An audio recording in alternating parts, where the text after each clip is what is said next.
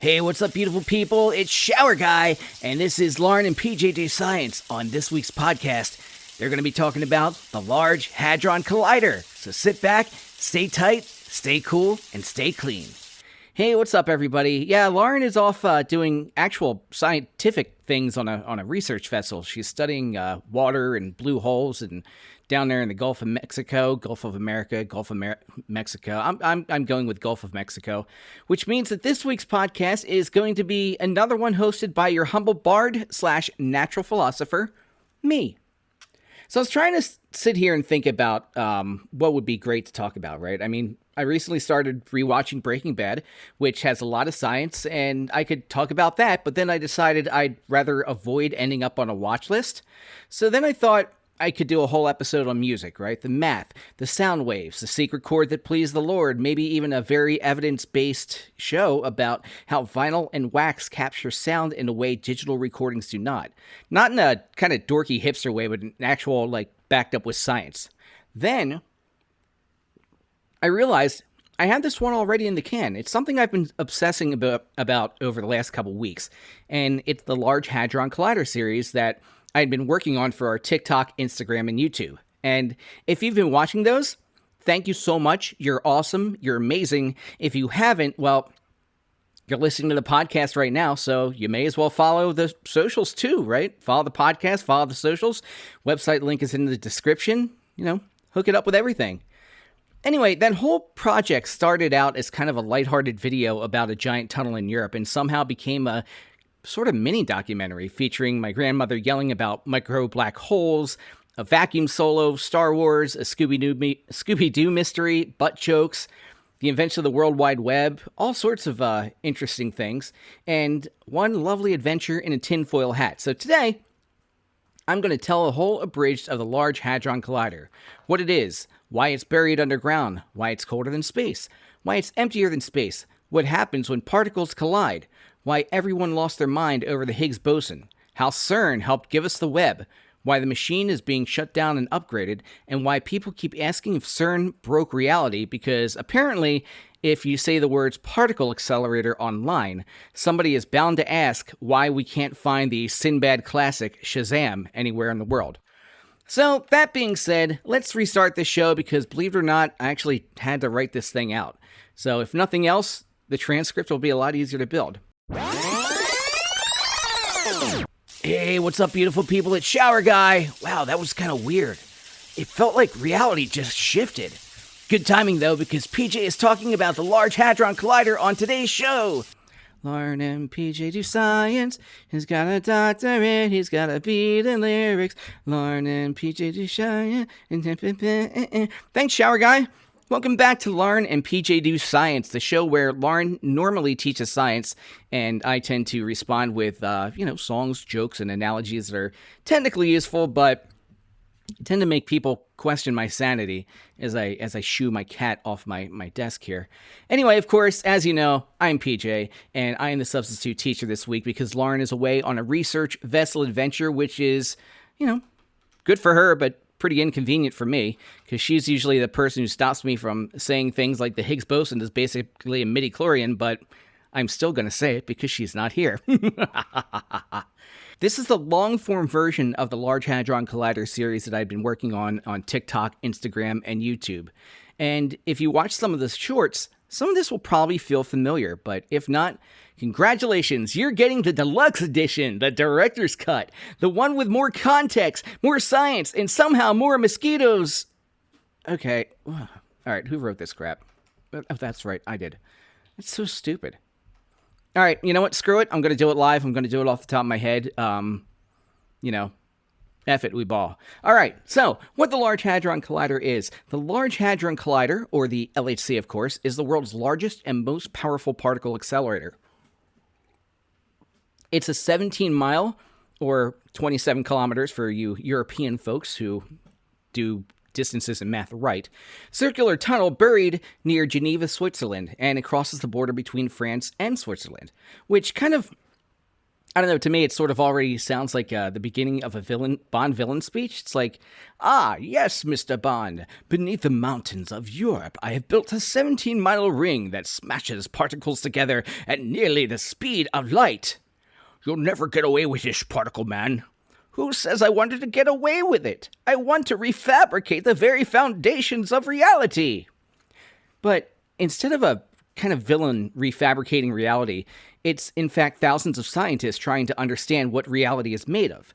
So the basic idea is pretty simple. You take tiny particles, usually protons, you're going to accelerate them around a huge circular track until they're close to the speed of light.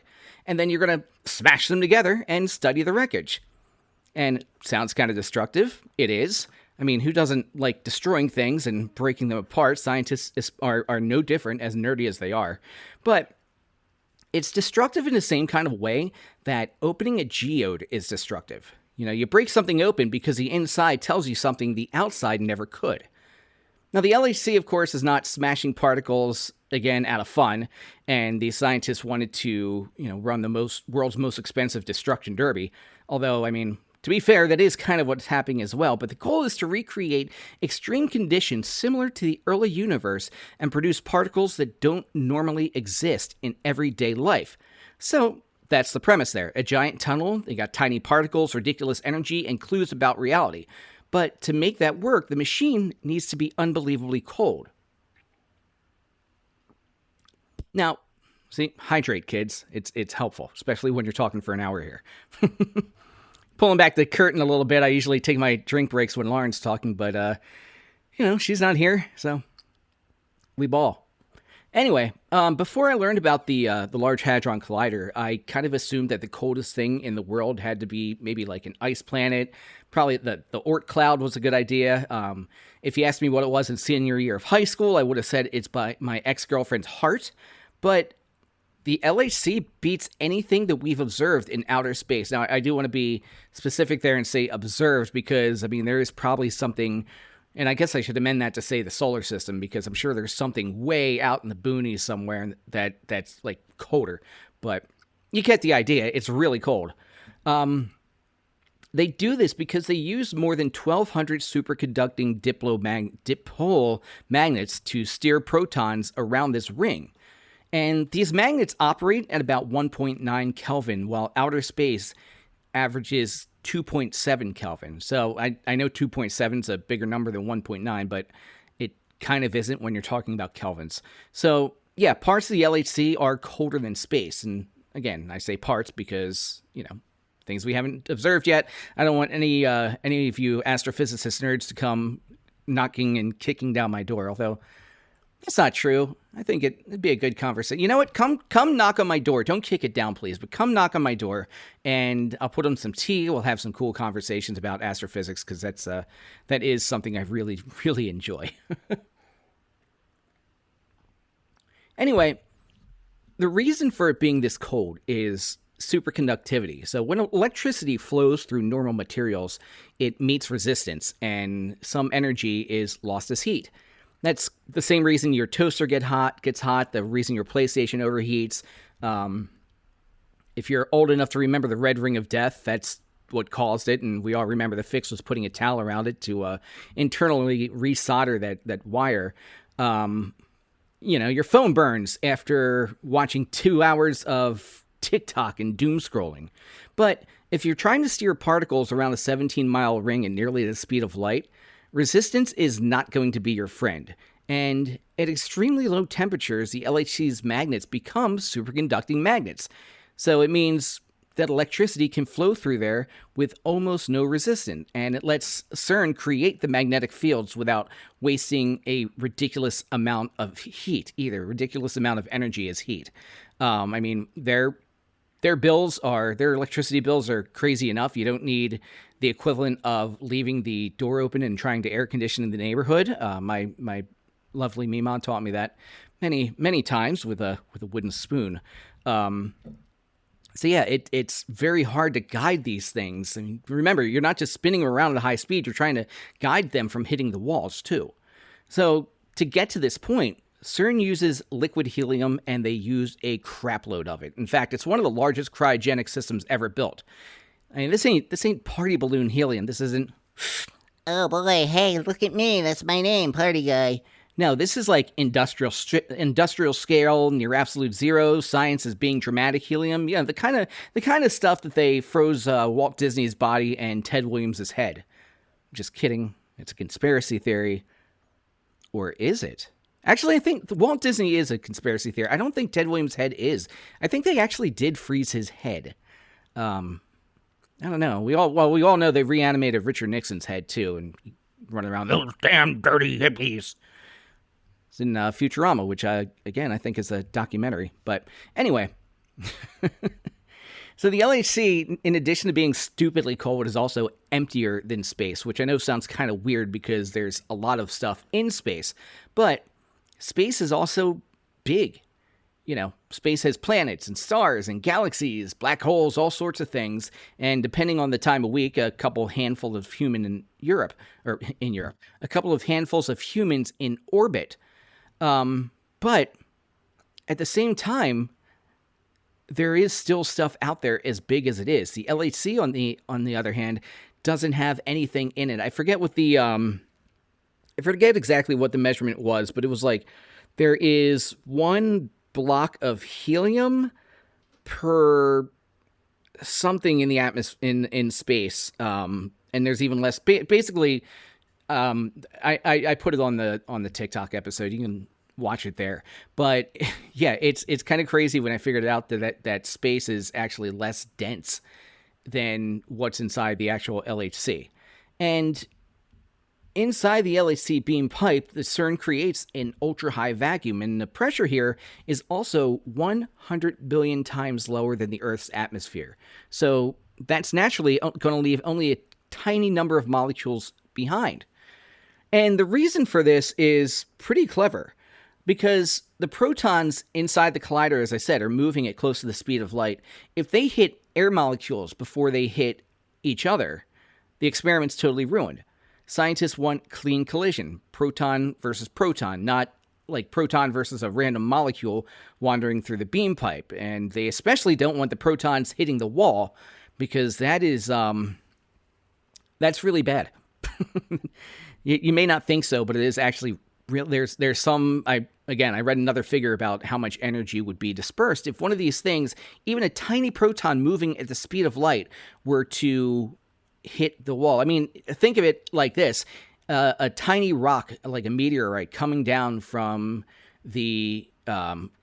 space, right? If you throw a rock on top of your house, nothing's going to happen. But a meteorite from space is going at such a high speed that even though it's really, really small, it'll go right through the roof of your house. So that's kind of the same idea here.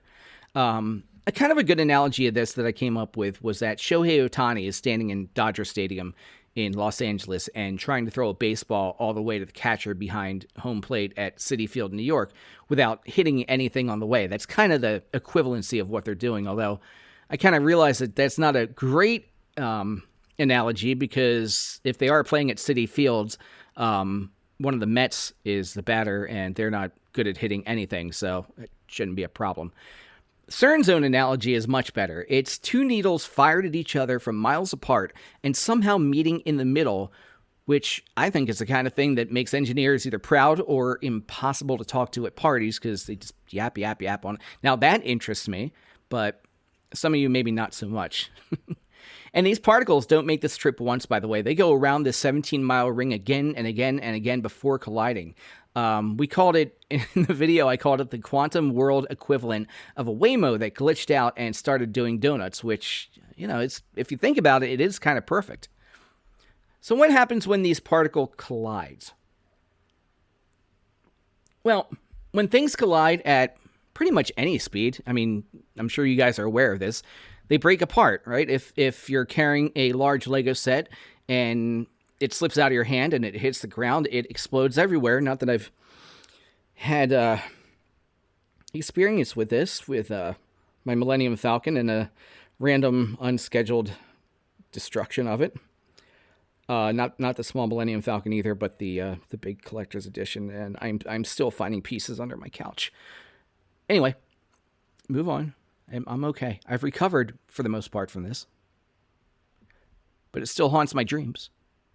Okay, this is not a therapy session for me. My God. Okay, stick with the topic.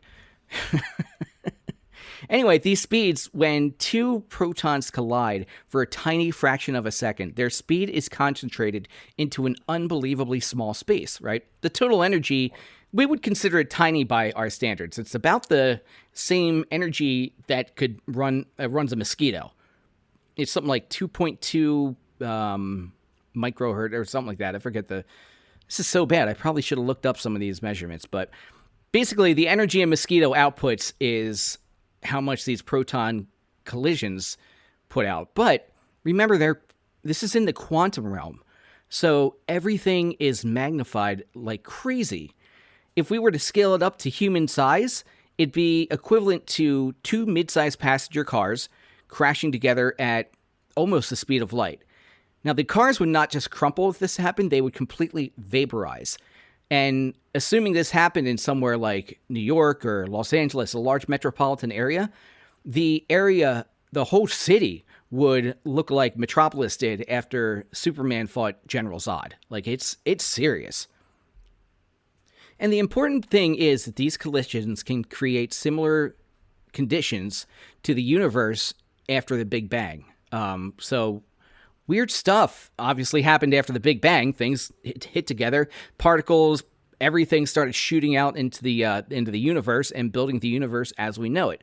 But to kind of understand that, what we really need to do is go back and understand what exactly matter is. I know that sounds kind of weird, but it's going to help explain the whole point of the Large Hadron Collider. Now, energy and matter are connected to each other. Einstein's famous equation, which you've probably learned in science class, E equaled mc squared, tells us that energy and mass are different forms of the same thing. And under the right conditions, energy can become matter, because it's energy equals mass times the speed of light. C is the speed of light squared. So that's how matter is built, from energy and mass and all that kind of stuff. I mean, you sort of have to reverse the use different properties of math to move stuff around. I'm not a mathematician or anything. I just know it works. But in a high energy, basically what I'm trying to say, in a high energy collision, new particles can suddenly appear. But the thing about a lot of these particles is that they're total killjoys, right? They show up and they leave the party almost as soon as they get there. They decay into other particles, which decay into other particles until eventually all you have is this aftermath. So how are you going to study something that appears and disappears faster than your brain can pretend to understand it? Well, you're going to do your best Gil Grissom impression and CSI the ever-loving crap out of it. What scientists do, they examine tracks, they examine energies, directions, charges, decay products. They're not watching a tiny particle walk into a detector and say, hey, here I am. What they're doing is they're reconstructing what happened from the clues left behind from that collision. And that detective work takes us to the most famous discovery in LHC history, the Higgs Boson, possibly in all scientific history, could be. But again, we need to understand exactly what mass is to further understand the Higgs boson. And this is going to be interesting because I got about a half hour or so to explain the Higgs boson. Okay, where do we start? Okay, mass. We'll start with mass, right? Most people are going to sit there and think that mass means size or weight. We equate it to that. We say, oh man, that thing's massive. That building is massive because it's, the Burj Khalifa is massive. A sumo wrestler is massive. But that's not it. Physicists would tell you that mass is how much something resists changes in motion, which I guess technically isn't wrong. I mean, once a sumo wrestler starts moving towards you in the Tachi-ai, he ain't stopping. He's, not many things are going to move him out of the way, so he still has mass. So like I said, it's related to his size. But I guess another way of this would be to think of a beach ball and a golf ball. The beach ball is bigger. You throw it at a window, but it's just going to bounce off, right? No big deal. A gust of wind can put a beach ball off track. But if you're in the backyard as a 10-year-old trying to learn how to play golf and you accidentally hit a ball way too far and it shatters the window and your Mima comes out and yell at you, well, that's kind of proof that the golf ball has more mass than a beach ball, even though it's smarter, because the golf ball does not change direction once it gets started, no matter how much you try to yell at it, right? Because, I mean, us golfers know you're always yelling things that are like, sit, get down, or, oh, don't go left. Come on, what are you doing going over that way? I hit you over there. We talk to our golf balls all the freaking time, but none of that talking changes the direction. And we're also assuming that you hit the ball in this analogy correctly, so like no crazy side spin, anything like that. You know, we all know the wind, moves the ball. But without getting too much into golf, just kind of go with that there. A golf ball is a lot harder to move than a beach ball. It takes much more wind to move a golf ball than it does to move a beach ball. Particles also have mass, though, I mean, admittedly, physics can make that sentence kind of complicated. Like for protons, for example, they get their mass out of the energy of the quarks and gluons inside them, because, why not make everything simple? Why not make it as complicated as it can be? There's also photons, which do not have any mass or particles in them, which is why they can travel at the speed of light. So there's all kinds of weird crap out of there. But the big question that remains in everybody's head is, why do particles have the masses that they have? Why does an electron have one mass and a quark has another? Why does anything have mass at all? And this is where, hi, my cat just jumped on the table. That would have been that loud sound you heard. Mercury has a lot of mass, for instance, because once Mercury jumps onto a table, there's no moving him. That's why I should do video on this podcast. Anyway, this brings us to the main event, the Higgs field and the Higgs boson. Now, in 1964, several physicists, including Peter Higgs, proposed a crazy idea, right? What if there was an invisible field everywhere? So in this room, it's inside you, it's inside me, it's throughout Earth, it's throughout space and everywhere. And what if particles moving through that field interacted with it in different ways? And what if that interaction helped to explain mass? And that field became known as the Higgs field. So kind of in the short version, it's like the Force from Star Wars, right? It's everywhere. Of course, George Lucas here wasn't explaining any sort of particle physics. The Force in Star Wars, of course, I'm sure some of you know, pulls from religious and philosophical ideas, like including traditions like Shintoism. But the analogy works really well because the Higgs field is not magic. It's this invisible thing that is everywhere, and it affects how particles behave. Just like the Force, as we learned in 1999's Phantom Menace, is not sort of like some space wizardry magic either. It is midichlorians. And I put that up, that explanation, and said that the Higgs boson is equivalent to midichlorians, and got an earful from Jedi Dude 619, saying how midichlorians are an abomination. It is really just space wizard. Blah, blah, blah, blah, blah. Don't even care. I want to make this clear. I never said that the Higgs boson is alive like midichlorians, and I guess he thought I said that. I said that both of them are physical, measurable evidence that their respective invisible fields exist. Right? Midichlorians are proof that the Force exists, just like the Higgs boson is proof that this Higgs field exists. If you're still confused, or you don't know much about Star Wars, I guess the next best thing would be to explain it kind of as the ocean, right? The ocean exists. A wave is a disturbance moving through the ocean. So if we assume the Higgs field to be the ocean, the Higgs boson would be the wave, right? And if you see waves, you know that you're at the ocean and not in some sort of like pond or lake or something like that. And yes, before anyone asks me, I do know that you can have waves and stuff like that on a big enough pond and a lake. Yes, I understand that. But waves are most commonly associated with the ocean. And again, you see waves, you know that the ocean's right there. Don't get mad at me. So again, it's basically the thing was, if they were able to detect this Higgs boson particle, that they would know that the Higgs field is real and prove how matter works. So that's why it matters. It's not the thing that gives the particles mass. The field does that. The boson is the measurable ripple that proves the field exists. So the problem here, though, is that the Higgs boson is incredibly unstable. And it's one of those killjoys, like I said earlier. By the time it exists, it's already decaying into other particles. And you're not going to be able to look at it directly. Like, you don't actually see the Higgs boson, even with CERN's equipment. You have to kind of infer it was there from what was left behind. It's sort of like a firework, right? You don't see a firework shell in the sky.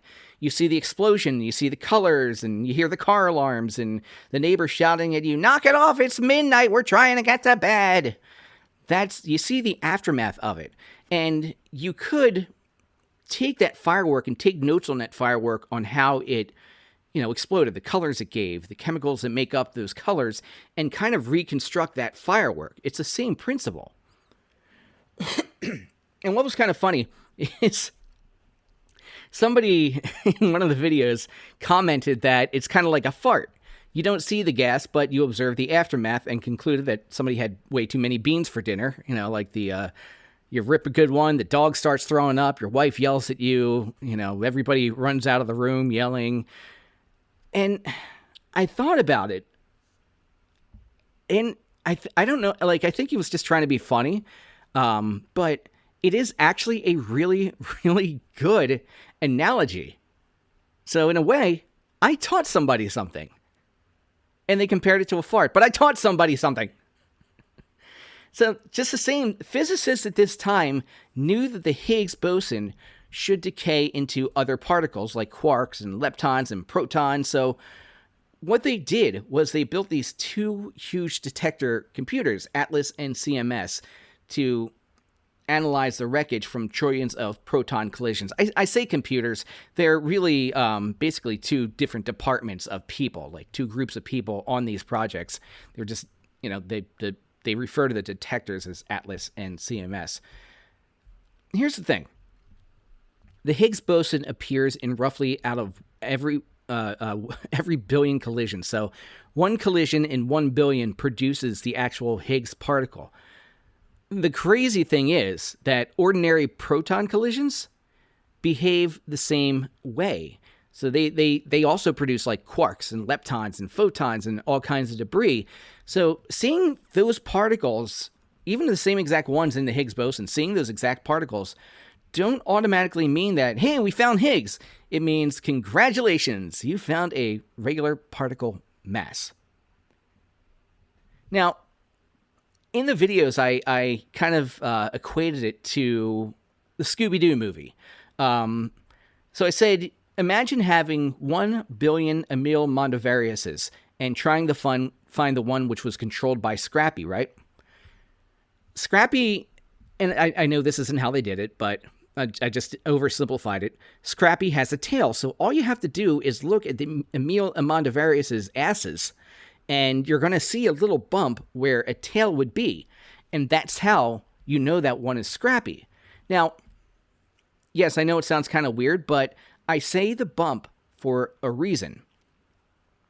When physicists plotted this data, they expected a smooth curve, right? Like a butt. But at around 125 giga-electron volts, they saw a little bit of a small excess. Not exactly one collision that's saying, hey, hi, I'm the Higgs boson, hey, here I am. No, they noticed a bump in that smooth curve.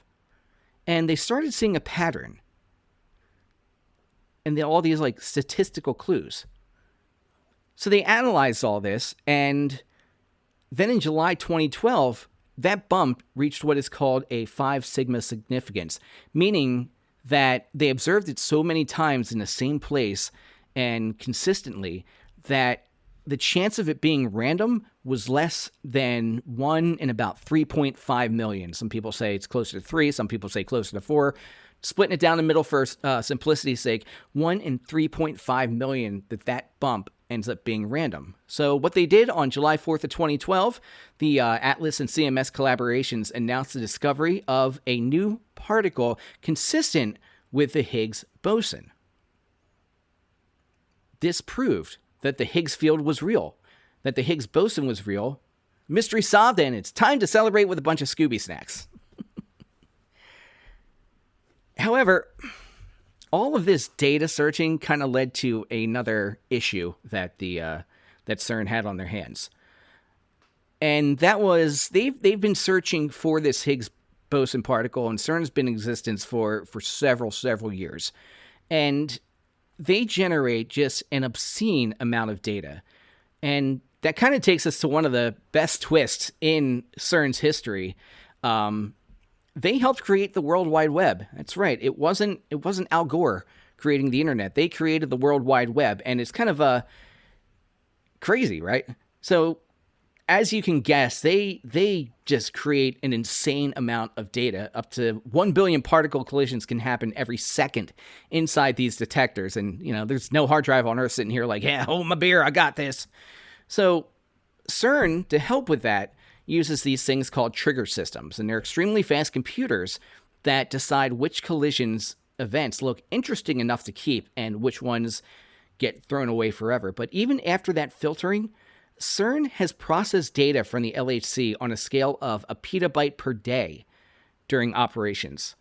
Now, 1 petabyte is equal to 1 million gigabytes. I'm not going to do the math, but needless to say, the 256 gigabyte phone you're watching this on is sobbing in inadequacy. Kind of to put this in context, estimates put Netflix's entire streaming library at somewhere around like 3 to 4 petabytes, depending on format and storage assumptions. And this is, not just one copy of Biodome with Pauly Shore. This is the standard edition. This is the HD, the 4K, the remasters, and the 8K version, the 12K version. Well, I can only hope the 8K and the 12K can exist. Like the director's cut, all that kind of stuff. Those all count towards that. So you have like 30 different kind of copies of Biodome, which, that would be my heaven, in this Netflix library. So CERN kind of generates like the entire Netflix library 2 or 3 times a week. It's insane. And this problem had been going on since CERN began, because before the LHC, there was another particle collider. And even before that, guys were doing stuff on pencil and paper and trying to figure these things out. So CERN has always had a huge data problem. And the problem, of course, wasn't just storage. CERN isn't just like one wild-haired dude scientist in a basement trying to scribble this stuff out. It's a global collection of thousands of scientists, of universities, institutes, labs, servers, and computers, and all sorts of things that needs access to this shared information. So in 1989, a British scientist working at CERN named Tim Berners-Lee, probably heard that name before, he proposed a much better way to connect this information. And it was documents connected by links, a web of information, if you will.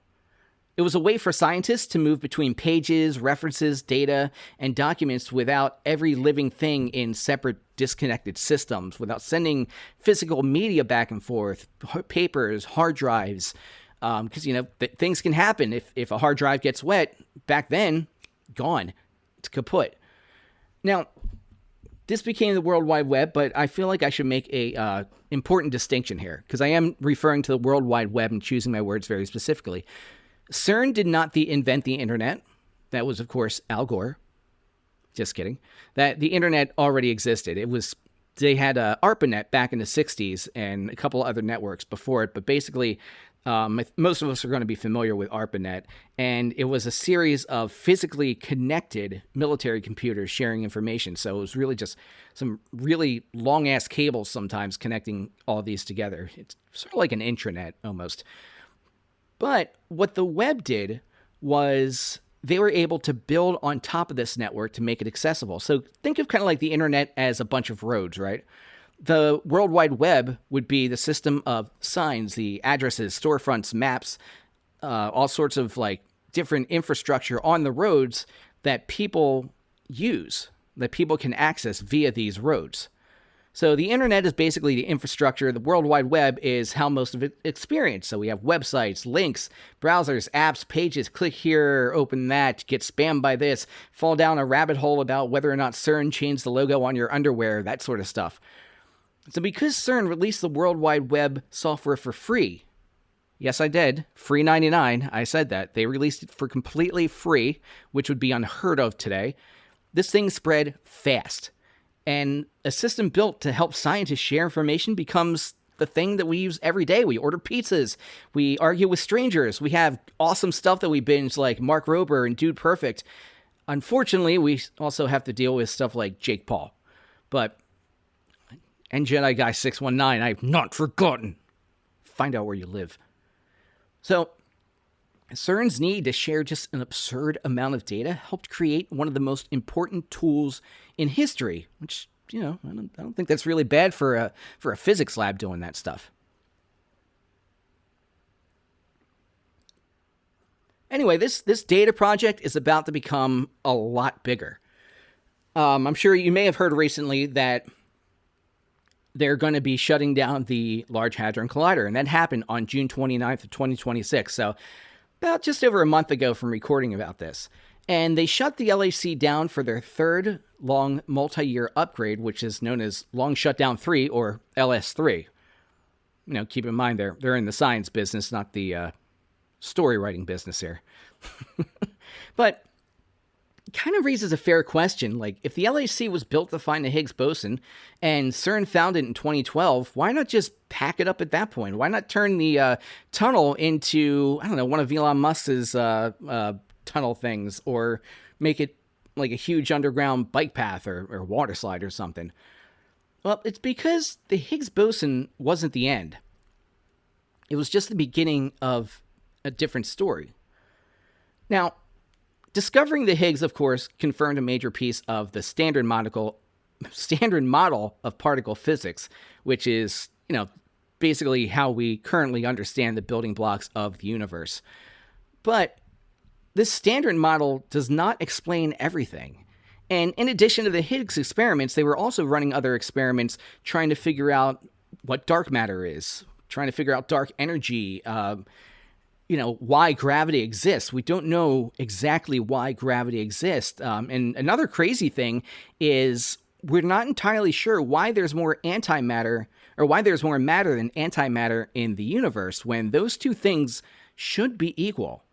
It doesn't fully explain why the Higgs has exactly the mass it is. So these are all incredible theories, but the Higgs wasn't the final boss for this thing. So CERN needs to keep going. I mean, that's kind of what they were doing between 2012 and 2026, is experiments on all these things, trying to explain the Higgs boson further. And they're not only looking for particles that they predicted, but they're looking for these tiny deviations, like when they found the Higgs. They're looking for rare decays, they're looking for unexpected patterns and measurements that don't quite match what the standard model says should happen. And this is where the luminosity comes in. The word luminosity in terms of the LHC is basically collision intensity. More luminosity means more useful collisions. More collisions means more data. More data means better codes, and more data means better odds of seeing these rare events. And in particle physics, these rare events are where the weird stuff lies. Like, as I said earlier, 1 in 1 billion collisions create the Higgs boson. It's a very weird thing. So this kind of isn't CERN saying like, we broke physics, the thing broke down, well, we've done as much as we could. This was a planned maintenance and upgrade work. A machine this complicated can't run forever, of course, without being refurbished. I mean, it's 17 miles long. It's full of superconducting magnets, cryogenic systems, detectors, electrons, vacuum systems, radio. Everything you can imagine is in this. And it's got enough engineering complexity to make a normal car mechanic just walk right into the water. Like, it's not Disney shutting down Space Mountain because the lights keep flashing like a intergalactic kegger. No, this is a full rebuild of sorts. I mean, they are only replacing, I think it was 1.7, about a kilometer, I think, of accelerator. They're physically replacing about, we'll say, a kilometer of the accelerator, but they're also upgrading the software systems. They're upgrading other things. I mean, technology's come a long way since the LHC was built and since the last shutdown. So scientists want to play with these wonderful new toys. And you never know. With these upgrades, with more collisions happening in each pass-through, the next discoveries probably won't announce themselves with fireworks or dramatically. They're going to be really tiny. And a decay that happens slightly more often than expected, an interaction that's slightly off, maybe a number that's not behaving correctly, a bump so small that you're only going to observe it after years and years of staring at data. And this is what particle physics pretty much looks like right now. It's not like some eureka sort of discovery. No, sometimes it is precision, right? Sometimes it's patience. Sometimes it's just staring at a ridiculous amount of data and eventually saying, that was weird. Well, it could be hallucinating. Hey, Joe, come over here. Take a look at this. Joe walks over. That one's weird. Well, I could be hallucinating too. So then they call Steve over and the manager, and everybody comes over and looks at it. And, they look at this data and realize that something weird is happening. So after the Higgs, why keep going? Because the Higgs answered one question and opened 100 more, if not thousands. If the universe is hiding new physics, the upgraded LHC is going to give scientists a better chance of catching things in the act. Now, before we wrap up here, I did want to talk about something great. If you made it through enough of the CERN videos, the algorithm is eventually going to feed you conspiracy theories like Jimothy going face first into a bag of chips. And these conspiracies are crazy. And what I've noticed too is that they come in flavors. So you have the classic one, CERN will create a black hole and destroy Earth. You have the sci-fi one, CERN opened a portal to another dimension. The Mandela Effect, they're blaming it on the CERN, that it shifted us into another timeline, which is why people remember a logo differently, like Berenstain Bears. Then you have the supernatural versions, where CERN opened a gateway to hell. You have the time version, CERN changed the length of days or messed with people's heads. And then there are truly beautiful ones like time-traveling birds sabotaging machines, which kind of sounds like a rejected Doctor Who episode, which, it could be pretty cool. Although we all know that birds aren't real. Anyway, portals is, all right, you know what? Now, let's start with black holes. Now, could the LHC create microscopic black holes? In standard physics, no. Standard physics, however, no. Some speculative theories once allowed the possibility at extremely high energies, but even those microscopic black holes would decay almost immediately. And more importantly, nature's been running particle collisions at energies higher than the LHC for billions and billions of years through cosmic rays hitting Earth's atmosphere and other astronomical bodies. And Earth is still here, Moon's still here, universe hasn't rage quit. We haven't been sucked into a black hole quite yet. We had the, impending heat death of the universe. Black holes coming towards us to swallow up the Milky Way. But I will put this caveat here, though. Just because standard physics, the standard model, if you will, says that a black hole couldn't be created by the energies that CERN put out, doesn't mean they didn't create a black hole and it decayed instantly. That could be one of the discoveries that the new LHC upgrade, the high luminosity, as they're calling it, upgrade makes.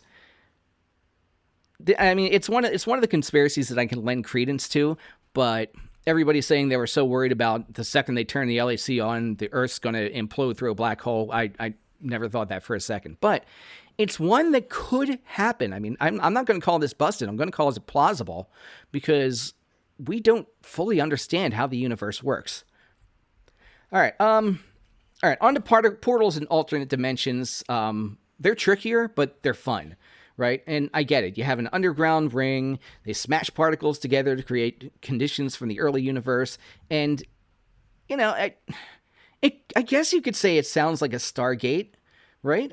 But scientifically, there's no evidence the LHC has opened up any portals. There's no evidence it's shifted timelines, moved us into alternate realities, which, is kind of sad because I would really like to visit a timeline where Lauren and PJ Do Science has more followers than Mr. Beast. Subscribe. If you subscribe and tell 10 of your friends to subscribe, eventually we could make that happen in many, many years. You never know. Dreams are free. again, I'm going to put a caveat here. There is some theories that allow about physics, about the universe, about how things work, that allow for portals. One you may have heard is like you get sucked through a black hole to the other side and it's a completely different dimension. There are some things that allow for this. They haven't been proven yet. And again, CERN has not proved that they haven't detected that they've made portals. Again, not to say they didn't, but they just haven't detected it and confirmed that it's happened. Now, we got the Mandela Effect, which is real in the sense of the word that people can share the same false memory. So it's kind of interesting. And this goes into more the medical side of things. Human memory is really weird. Culture is weird. Branding is really weird. We just saw it recently with the La La Land being reissued and them fixing Ryan Gosling's hand, right? Some of us are going to remember his hand pointed another way. Some of us are going to remember the current way and look back and say, I didn't know his hand was pointed the other way.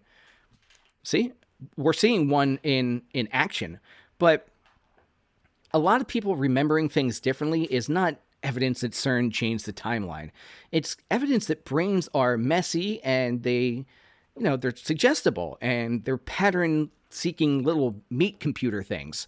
It's, we all misremember a story. You could be telling a story and your buddy's like, oh, no, that's not the way it happened. This is the way it happened. But kind of getting philosophical, I sort of believe in, infinite number of realities. Each person creates their own reality. It comes from, I guess I'll go down here. It comes from watching way too much Neon Genesis Evangelion. But it's kind of like there's the version of you that you see yourself. Then there's the version of you that your girlfriend sees. There's the version of you that your best friend sees. There's a version of you that your parent sees. They're all different versions of you. 4 different ones I just rattled off. Which one is the real you? Sorry, I didn't mean to make anybody's head hurt. But that's kind of the way the Mandela Effect works, where people just remember things differently. And for whatever reason, something like the Fruit of the Loom logo, people remember it one way and other people remember it the other. Despite us, Fruit of the Loom confirming, no, it's always looked this way. Another one, if CERN had changed the time or like the Earth's rotation, we wouldn't need TikTok to tell us. We would notice. There would astronomy, there would be GPS satellites, telecommunications, all sorts of things that are built on a very precise system would basically stop functioning. I mean, the world is full of nerds with clocks.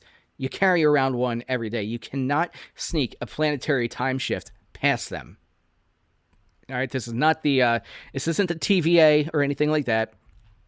We would notice because these things would start malfunctioning terribly. And before anybody says it, yes, sometimes these things do malfunction, but they're due to solar flares coming to the Earth and making your GPS act wonky. So don't even go there. I mean, I don't want to be mean about this because I do get that CERN attracts conspiracies and it's kind of fun. I mean, the whole thing seems outrageous, right? It's a 17-mile underground machine, colder than space, emptier than space. It smashes particles together, looks for the force, discovers the God particle, and they helped create the web. I mean, it's a lot. But if you only hear the spooky version without science, your brain is going to be filled with gaps and portals, and you'll put stuff together, like human sacrifices and weird things like that. But honestly, the reality is a lot cooler. I mean, CERN's not breaking reality. What they're trying to do is understand reality. And reality is honestly weird enough without pretending a particle accelerator changed the spelling of your cookies. It's reality is insane. You couldn't write reality half the time. So, hey, look at that, right on time. I did pretty good. That's basically the Large Hadron Collider and the Higgs Boson and physics explained in 1 hour. I'm sure your heads probably feel like a particle accelerator and crashing tiny particles into each other.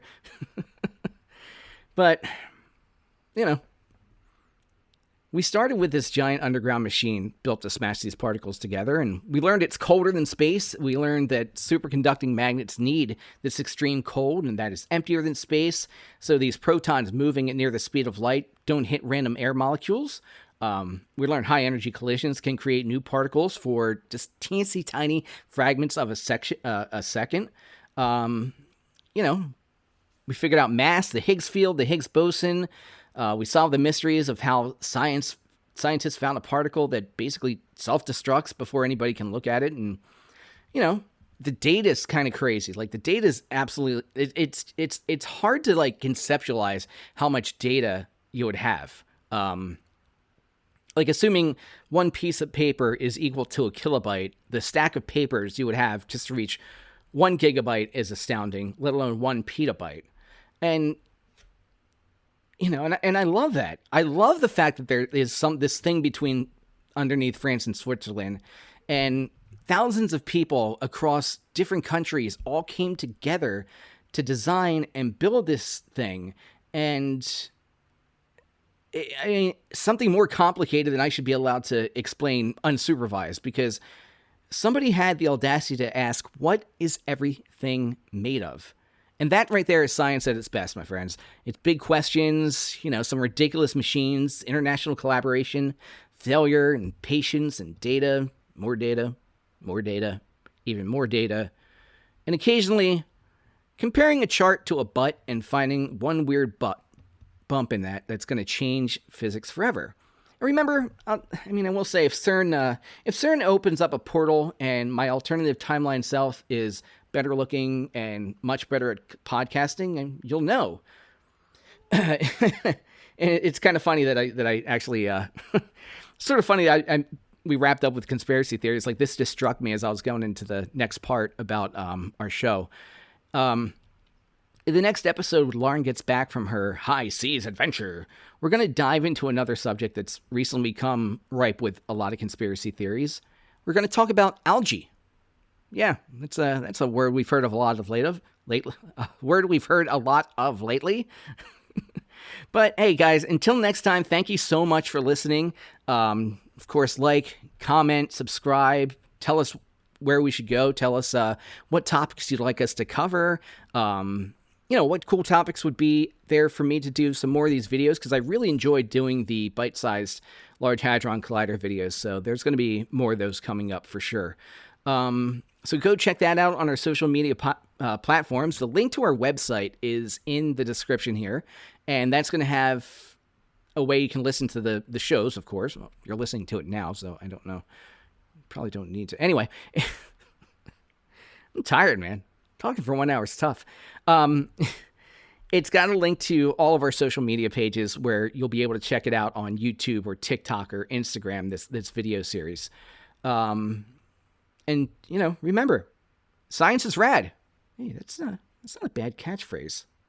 I mean, maybe I should probably start workshopping that in later episodes. I wonder what Lauren would